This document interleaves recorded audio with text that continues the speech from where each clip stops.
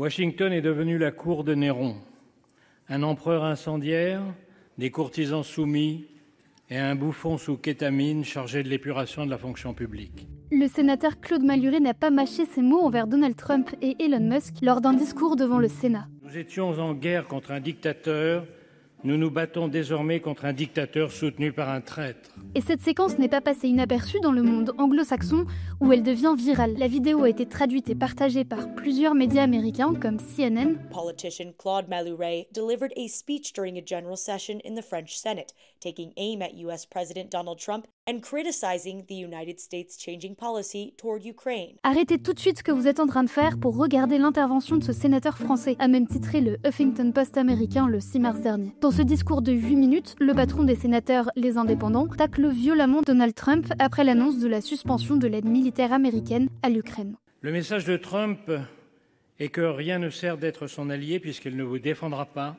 qu'il vous imposera plus de droits de douane qu'à ses ennemis et vous menacera de s'emparer de vos territoires tout en soutenant les dictatures qui vous envahissent. Jamais dans l'histoire, un président des États-Unis n'a capitulé devant l'ennemi. Jamais aucun n'a soutenu un agresseur contre un allié.